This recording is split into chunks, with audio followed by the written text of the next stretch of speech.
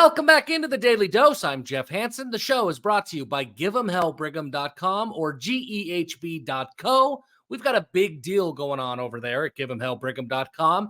If you check out our store, so go to the website, click on the store button. We've got a few t-shirts, a few sweatshirts for sale. Any dollar that we make through BYU's bye week, so that is through the month of September, any dollar, any dime, any penny that we make in our store will be donated to BYU's collective to help with BYU NIL efforts. So it's kind of a cool opportunity. You can donate a little bit to the collective, get yourself a cool sweatshirt, support the brand, Give 'em Hell Brigham. We're excited about it. And I know the collective's excited about it. Hopefully we can make it a pretty big check that we're donating, but we'll see. That's up to all of you guys and how much you like the stuff, I guess. But that's the plan. So check it out, Give'emHellBrigham.com. Check out the store. Any dollar that we make through BYU's bye week will be donated to the collective, to the Royal Blue Collective. Yesterday was a big day for BYU. We're a couple of days away from the season starting. That's big. There's lots of things to talk about on that front, but it's also the NFL season that's coming up soon. And yesterday was a very big day for BYU Cougars in the NFL. 14 BYU Cougars made the initial 53-man rosters. That's big. And things aren't done, right? The NFL isn't kicking off on Sunday. The rosters aren't ever set in stone. But to make it through cut day and get to the initial 53-man roster, that's a big step for all of these guys who made rosters.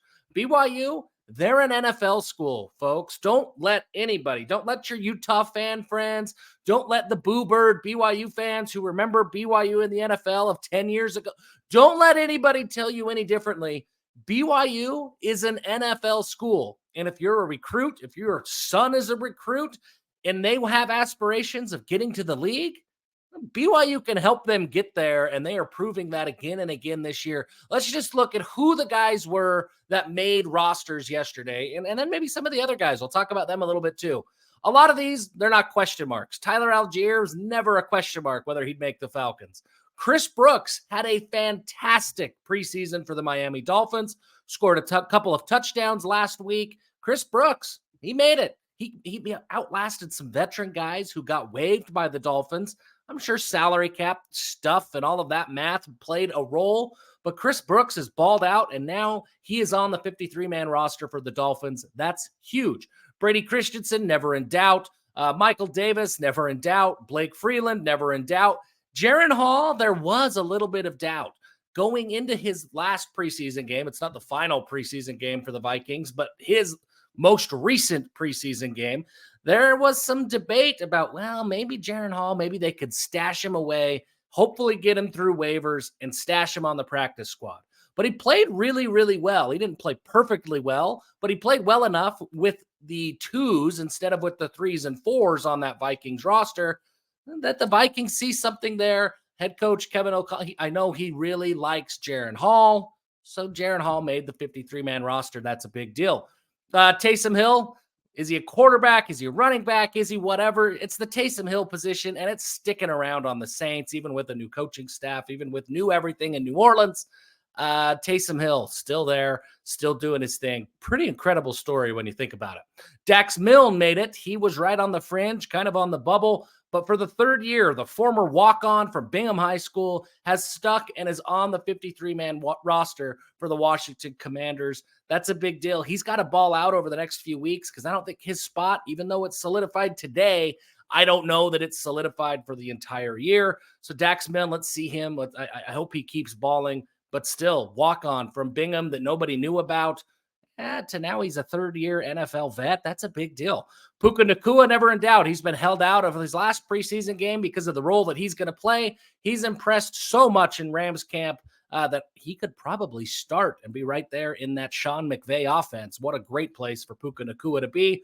Sione Takitaki, never in doubt. Made it with the Browns again. Kairos Tonga listed as the starting nose tackle for the Vikings, so not just on the roster, but expected to be a contributor up there in Minnesota. Fred Warner is the best linebacker in the NFL. Jamal Williams, of course, doing his thing. Hey, he announced a new foundation yesterday, so that's cool to see.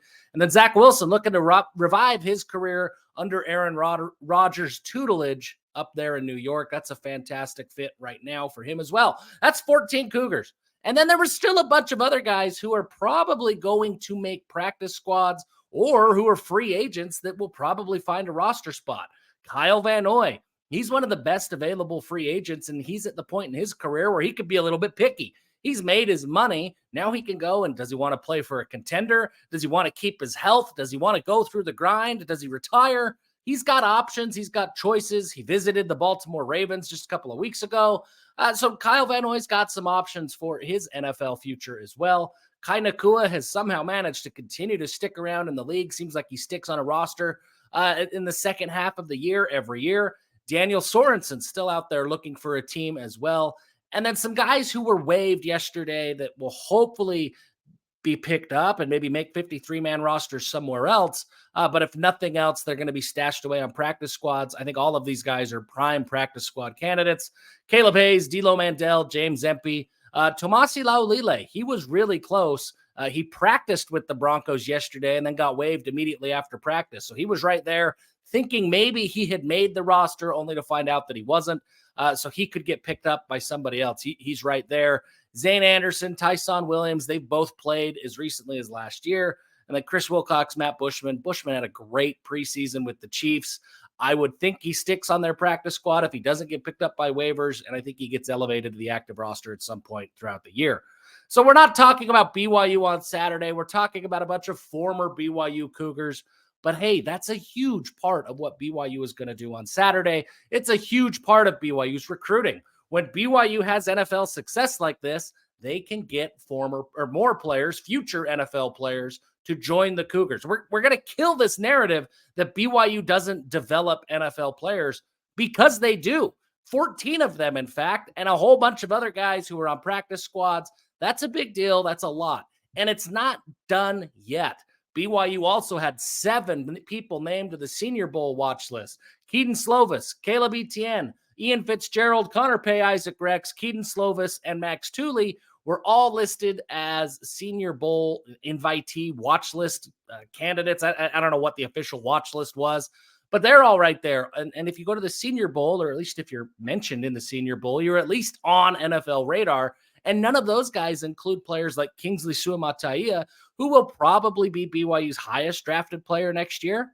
Not probably. He will be, but he doesn't qualify for the Senior Bowl because he's still an underclassman.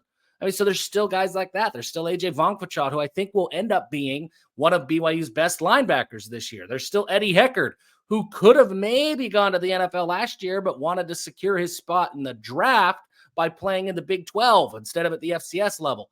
So there's a lot of NFL talent for BYU. It's an NFL pipeline. It is an NFL school. It's exciting. BYU back in the NFL business. Yesterday was a great day for the Cougars. I hope that everybody in the BYU football program down there in Provo was clapping, was excited, because, yeah, yesterday was a big win, not just for their former guys and for their futures, but also for the future of BYU in Provo in terms of recruiting and selling the vision and the future of the football program. Appreciate you guys tuning in. We're just a couple of days away from officially starting this season off. Today is Wednesday. We've only got to make it to Saturday night, guys. We're almost there. Appreciate you tuning into the Daily Dose. Until next time, give them hell.